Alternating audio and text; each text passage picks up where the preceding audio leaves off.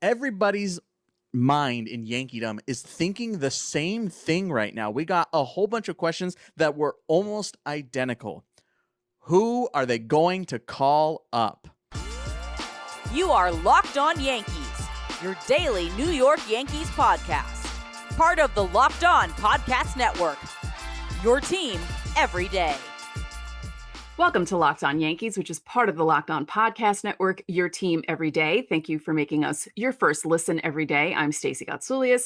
This episode is brought to you by Sleeper. Swing for the fences on Sleeper picks, and you can win up to 100 times your money. Download the Sleeper app and use code Locked On, and you'll get up to a $100 match on your first deposit. Terms and conditions apply, so check out Sleeper today. It's currently operational in over 30 states.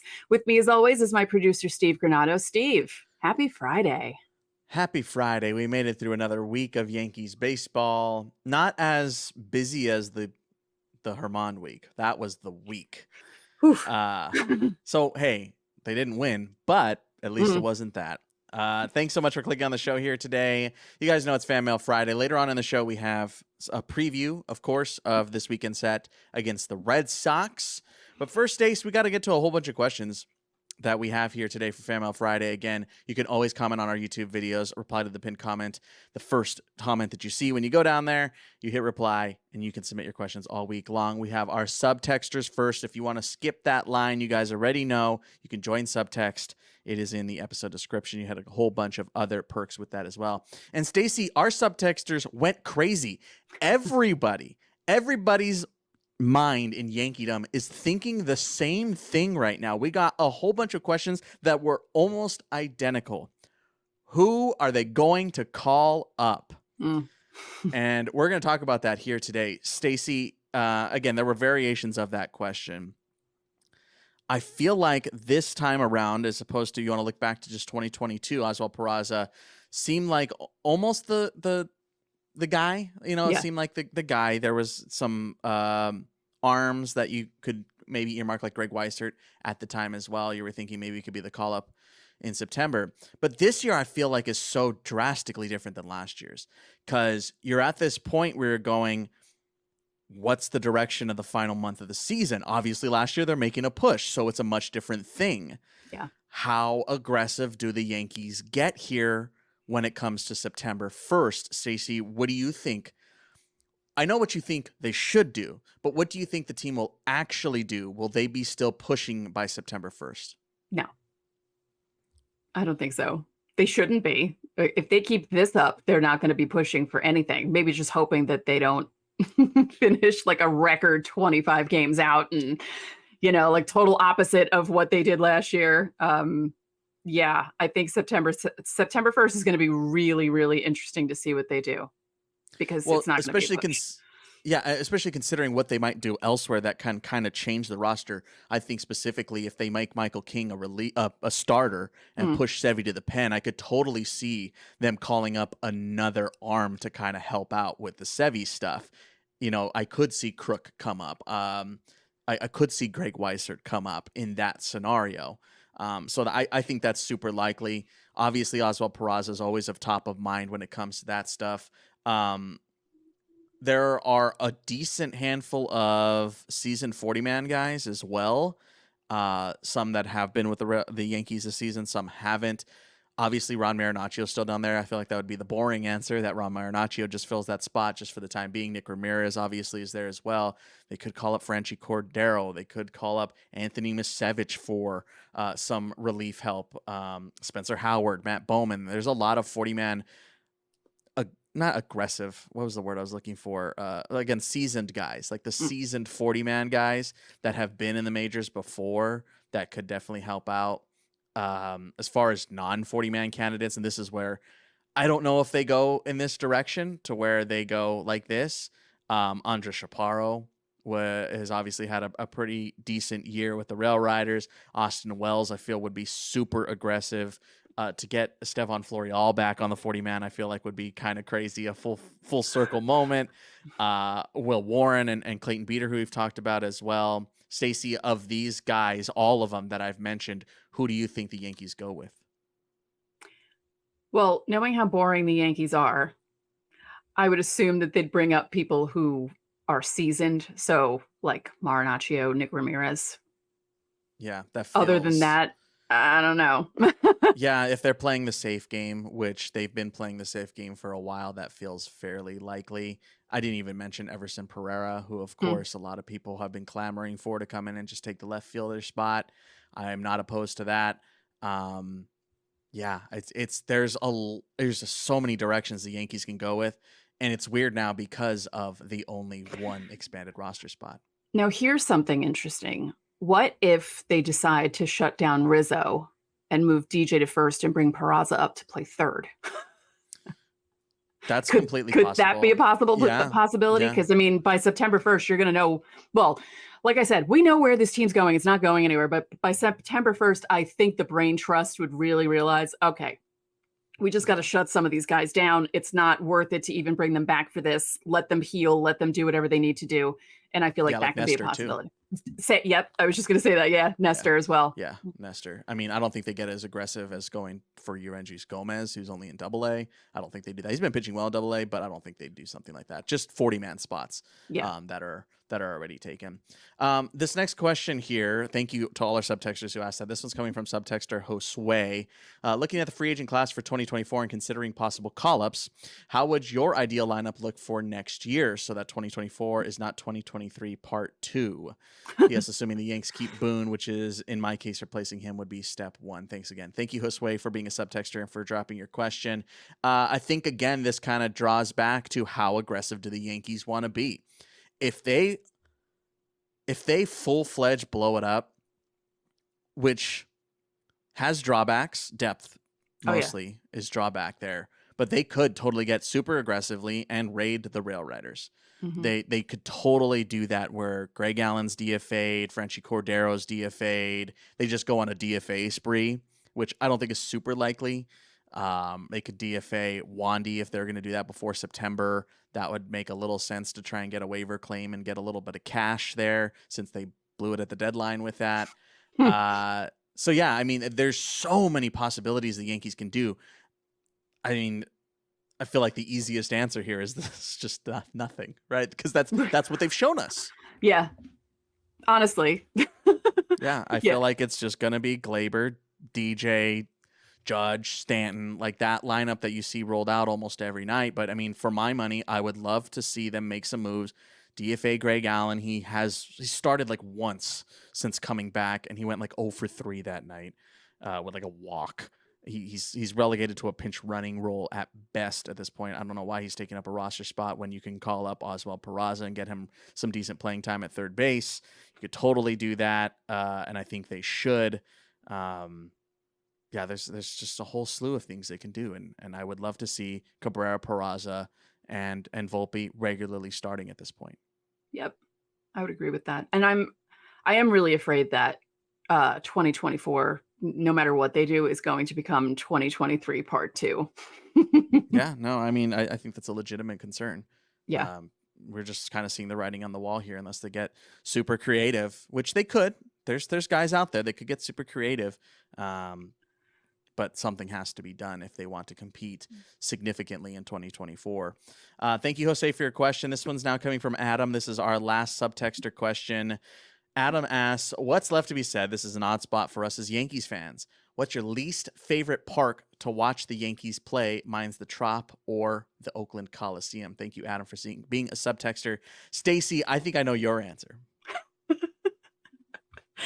And they're playing there on my birthday next weekend. How dare they schedule it? Yeah, I don't like Tropicana Field. I can't stand it. I call it the slop.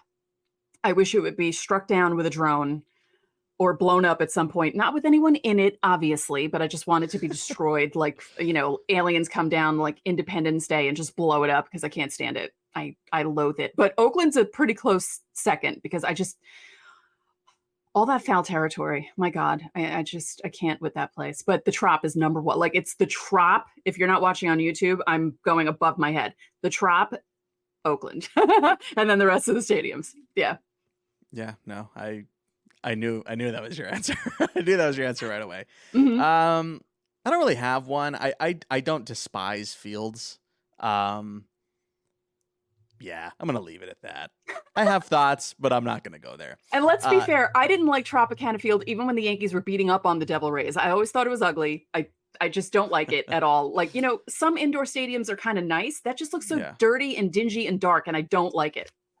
I think I'm just infatuated with Major League Baseball as a whole, so like I can't in good conscience be like, I hate that place. I'm just ugh. I can. Even like Oakland, as an AL West fan my whole life, I have a soft spot for Oakland because I'm just like, oh, that fan base is amazing. Oh yeah, I love them too. Yeah. I do. We're gonna have to skip this last question. We'll put it in the next segment because we don't have enough time to get into it. We need to step aside. Thank you again to our subtexters for your questions. You guys always get priority. And again, to all our subtexters who asked about the call-up stuff, sorry we didn't address you one by one like we normally do, but I mean, I can say like 15 different names at once there because it was like all the same question. So thank you guys for your questions. We're gonna step aside. We have more questions when we come back.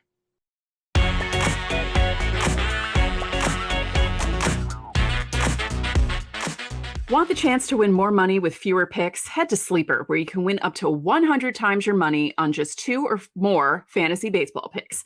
Sleeper is a fantasy sports and real money gaming app focused on bringing people together through sports and gaming. Sleeper has become the fastest organically growing fantasy platform in the world with over 5 million active users. At Sleeper, it's not just about sports, it's about building personal connections and lasting memories. I'm StaceFace826, so you can connect with me over there if you want to. With Sleeper, predict the hottest baseball stats like home runs, hits, strikeouts, and much more to cash in on your daily fantasy baseball skills, and entries can be made in 30 seconds or less. It's that easy. Download Sleeper in your app store. It's an app store. Use the promo code Locked On, and you'll get up to a $100 match on your first deposit. Terms and conditions apply, and you can see Sleeper's terms of use for details. It's currently operational in over 30 states, so check out Sleeper today.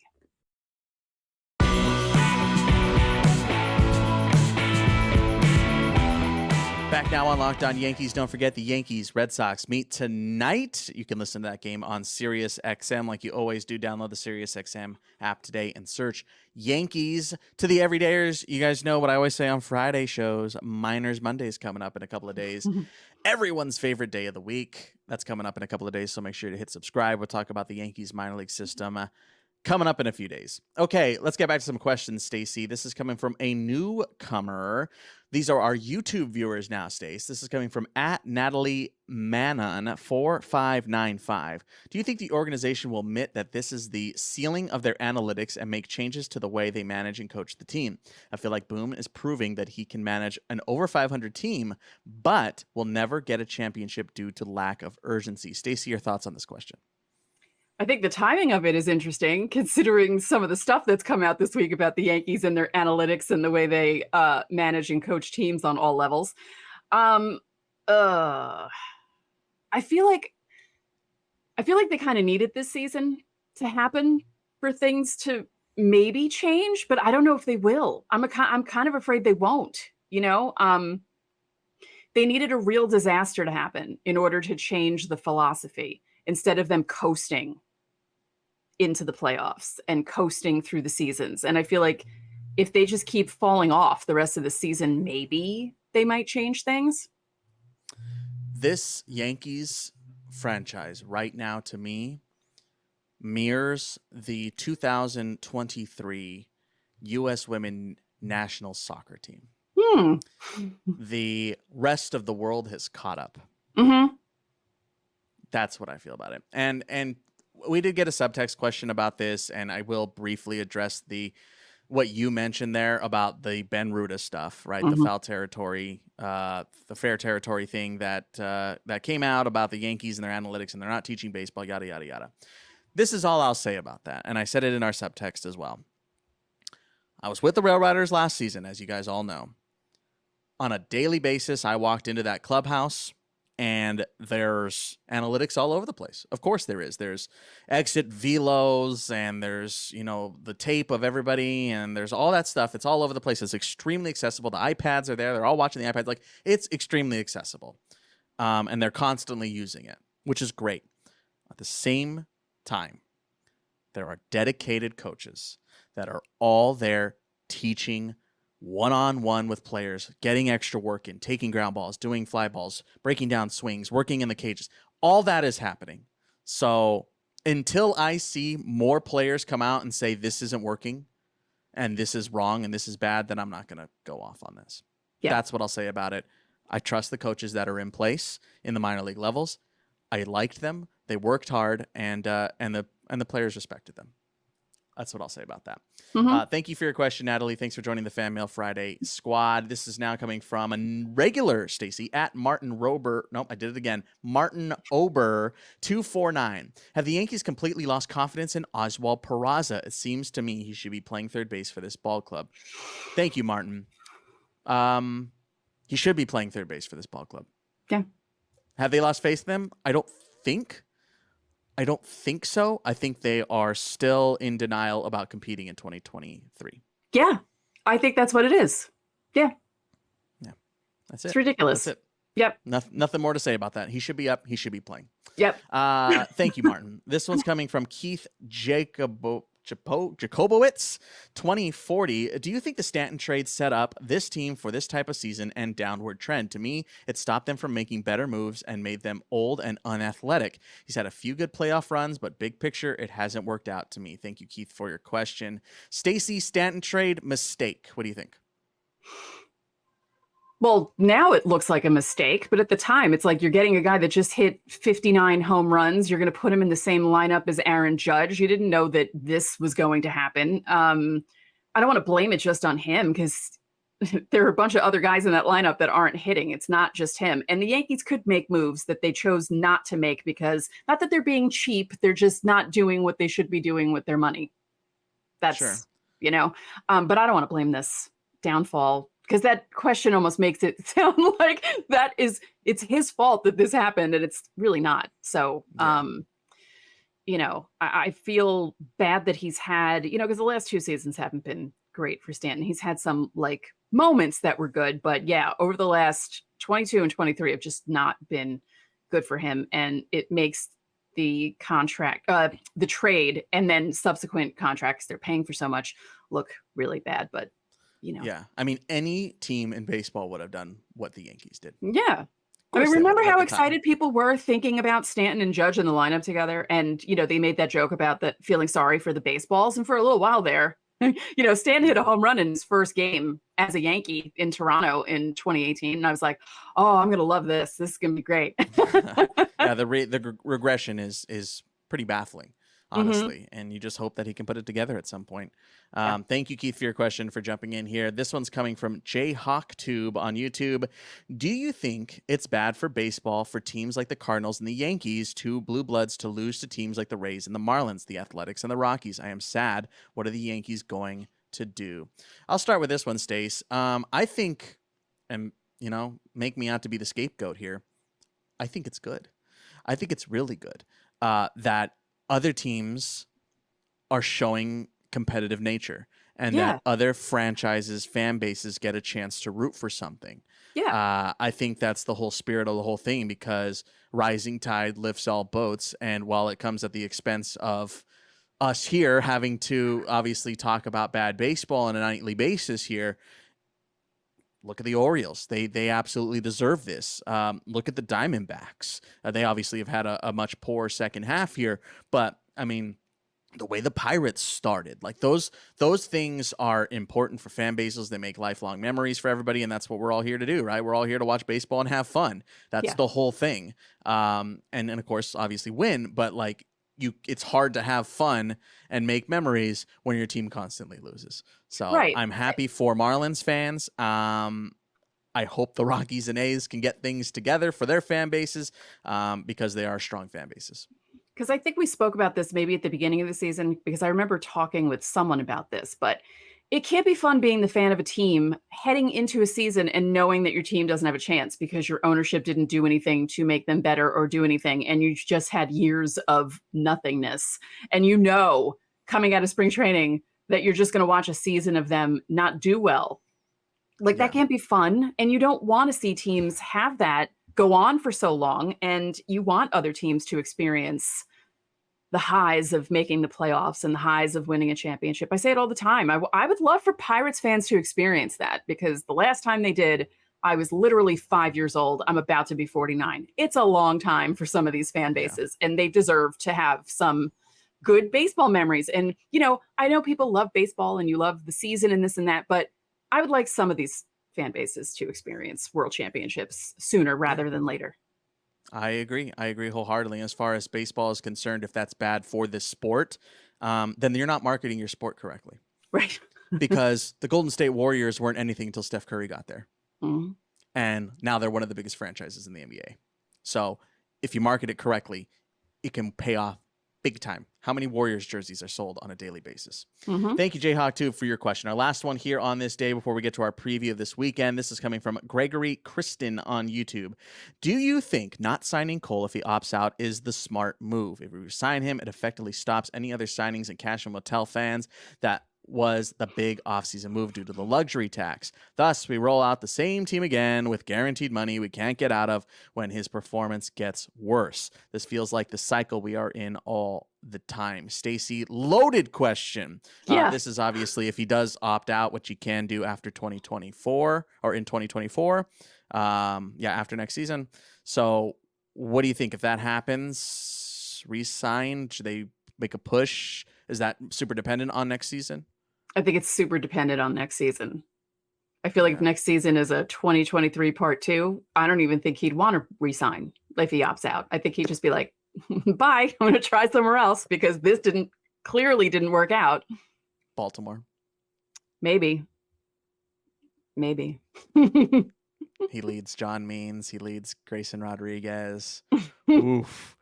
That's a scary rotation, guys. That's a scary rotation in Baltimore if something like that happens. Or he goes to Texas, which is just like the hot place now, apparently. Yeah, everyone wants to go to Texas. And he leads a young 2025 John Leiter, or Jack Leiter. I always say John. Jack Leiter, Kumar Getstar. Oh, uh-oh. The AL West is in for some trouble if that happens. Yeah, I mean, I feel like there's a lot of life left in Cole. So much life left in Cole. I feel like he's going to become one of those guys who can pitch until his early 40s, and he's going to change his Verlander. Yeah, or he could become like a crafty pitcher, like Andy Pettitte, who pitched into his 40s and was throwing like he wasn't really throwing hard, but he was still getting people out, kind of thing. Yeah. I feel like Cole can do that with his knuckle curve and everything. Yeah, I feel like he's going to pitch for another like 10 years at this point. Yeah, I feel like he's going to be a thorn in the side for a while for opposing teams. So glad to cover him every 5 days. It's great. It's a ray of shining light to watch that man work. Exactly. It's one ray of light in a season of darkness. Yeah, love it. Thank you all so much for your questions. Of course, you guys can join Subtext. There's a 14-day free trial if you guys want to guarantee answers to your question, either in text or on the show. We really appreciate you guys helping support us. It means a whole bunch, and we don't take it lightly. So thank you guys so much, and thank you so much for responding in the comments all week long. You guys have a chance to do that again for next week. If your question didn't get answered, you can always resubmit it. I look at them every week. All right, we have a preview. Red Sox, Yankees, coming up in a second.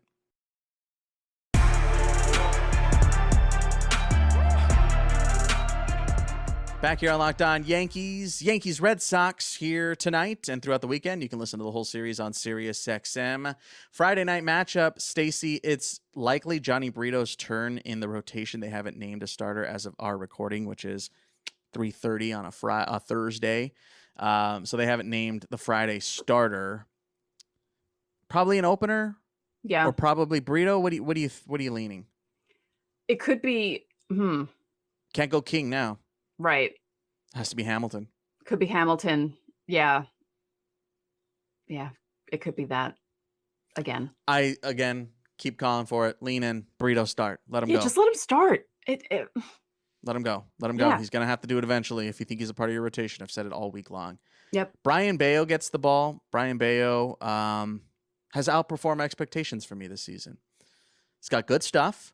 I said it a couple months ago. I'm like, man, the Red Sox are still throwing Brian Bayo out there. Bayo out there. I can't believe it. He's still performing.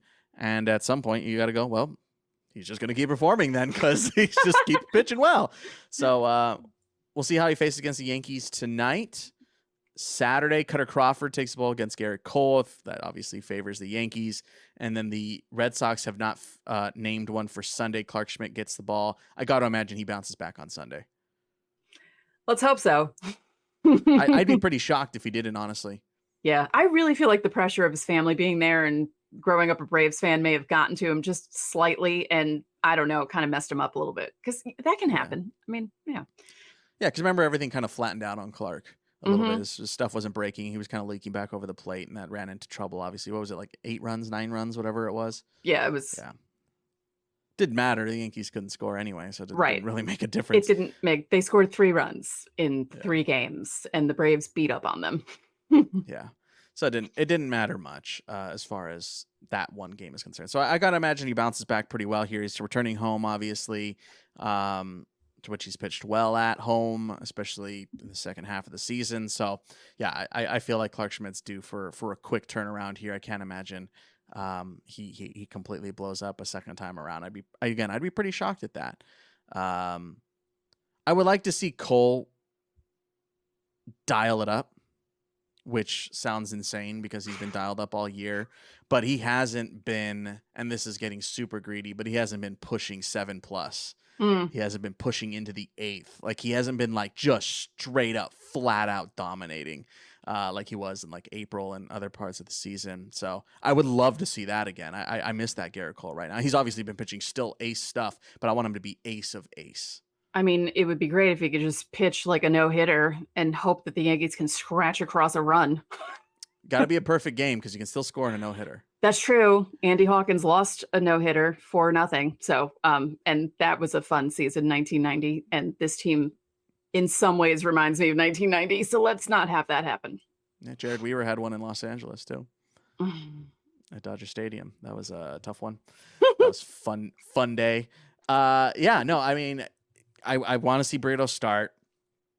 I'm curious if King is available this weekend, or was that the final relief appearance? Yeah, like I'm really curious about this Michael King thing, man. I feel like it's really interesting. Well, there was someone wrote an article. I think it was it Max Goodman? I saw about King today, Thursday, as we record this, and I joked on Twitter. I said, "Hey, we talked about this on our show, on our Thursday show." And apparently, starting is King's preferred spot. So yeah, because that's what he grew up came up through the system as. So maybe they ease him into it and then make him a starter for next year. Yeah, maybe he goes on Sunday behind Schmidt.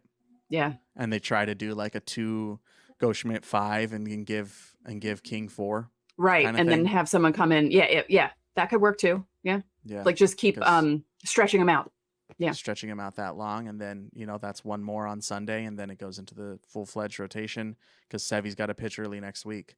So yeah, I'm curious, man.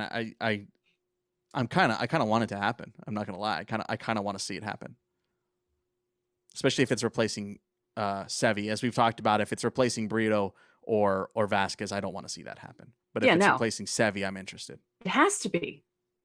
Yeah. I mean, from their perspective, probably not. Our perspective, it has to be replacing Sevy. You can't keep running that man out there. You just can't. Not if you're in it to win it. Yeah.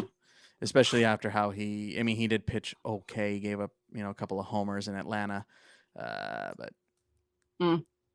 body of work, not 4 innings or 3 and a third or whatever it ended up being. So let us know how you're feeling about that down below, how you're feeling about these pitching matchups. Obviously, we want to see the offense start to do something, especially with runners in scoring position. They're still getting base runners pretty much, except for the last couple of days, but pretty much overall, they've still been getting the base runners. They just haven't been getting the big hit, right?